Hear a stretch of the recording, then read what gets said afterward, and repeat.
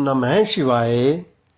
नारद जी का कपट जाल कथा 18वां अध्याय पंचम खंड श्री रुद्र संहिता शिव महापुराण। सनत कुमार जी बोले, हे मुनीश्वर, जब जलंधर इस प्रकार धर्म पूर्वक राज्य कर रहा था तो देवता बड़े दुखी थे। उन्होंने अपने मन में देवाधिदेव भगवान शिव का स्मरण करना शुरू कर दिया और उनकी स्तुति करने लगे। एक दिन नारद जी भगवान शिव की प्रेरणा से इंद्रलोक पहुँचे। नारद जी को वहाँ आया देखकर सभी देवताओं सहित देवराज ने उन्हें प्रणाम किया और उनकी स्तुति करने लगे। तब नारद जी को उन्होंने सभी बातों से अवगत कराया और उनसे प्रार्थना की कि वे उनके दुखों को दूर करने में मदद करें। यह प्रार्थना सुनकर नारद जी बोले कि देवराज, मैं सब कुछ जान गया हूँ। मैं अवश्य ही तुम्हारे कार्य को पूर्ण करने का प्रयास करूँगा। अभी तो मैं दैत्यराज जलंधर से मिलना चाहता हूँ, इसलिए उसके राजमहल में जा रहा हूँ।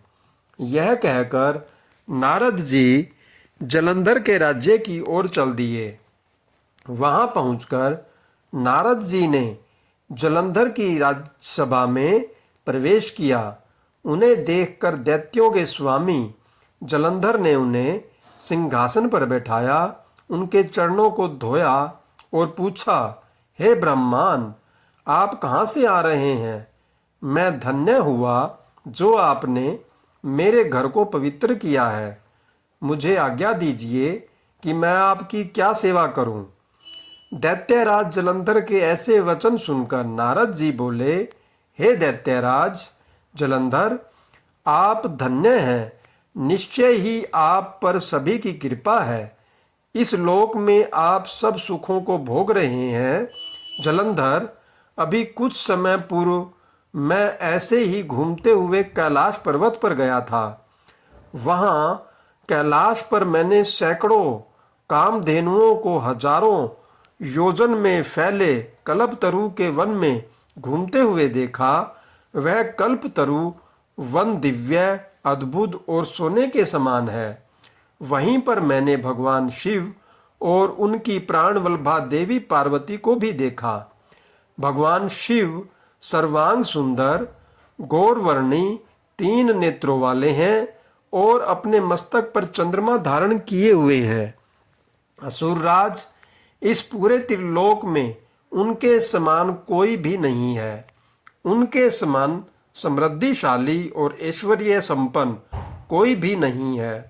तभी मुझे तुम्हारी धन संपत्ति का भी ध्यान आया, इसलिए मैं तुम्हारे पास आ गया। नारद जी के वचनों को सुनकर जलंधर अत्यंत गर्वित महसूस करने लगा और उसने महर्षि नारद को अपने धन के खजाने और सभी संचित अमूल्य निधियां दिखा दी।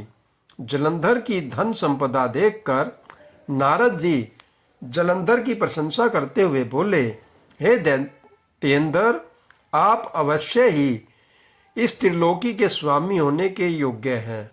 आपके पास ऐरावत हाथी है, उच्च श्रवा घोड़ा भी आपके पास है। कल्प वृक्ष, धन के देवता कुबेर के खजाने, रत्नों, हीरों, मणियों के अंबार आपके पास है।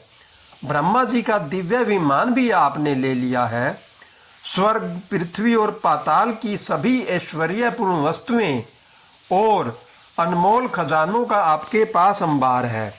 आपका धन वैभव देखकर सभी आपसे ईर्ष्या कर सकते हैं, परंतु दैत्यराज, आपके पास अभी भी स्त्री रत्न की कमी है।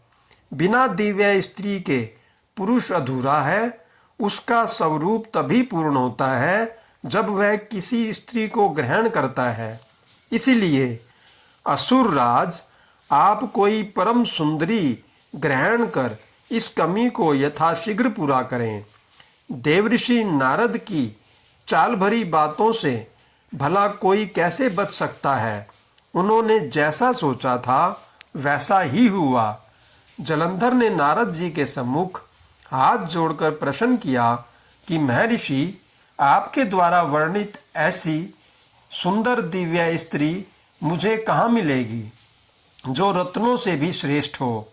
यदि आप इस प्रकार के स्त्री रत्न के बारे में मुझे बता दें तो मैं उस रत्न को अवश्य ही लाकर अपने राजभवन की शोभा बढ़ाऊंगा। जलंधर की बातें सुनकर देवऋषि नारद ने कहा, हे दैत्येंद्र, ऐसा अनमोल स्त्री रत्न तो त्रिलोकीनाथ महान योगी भगवान शिव के पास है। वह हैं उनकी परम सुंदर पत्नी देवी पार्वती। वे सर्वांग सुंदर होने के साथ साथ सर्वगुण संपन्न भी हैं। संसार की कोई भी स्त्री उनकी बराबरी नहीं कर सकती। उनका मनोहारी रूप पल भर में सबको मोहित कर सकता है। वास्तव में उनके समान कोई नहीं है। यह कहकर देवऋषि नारद ने जलंधर से आज्ञा ली और आकाश मार्ग से वापस लौट गए। ओम नमः शिवाय। हर हर महादेव।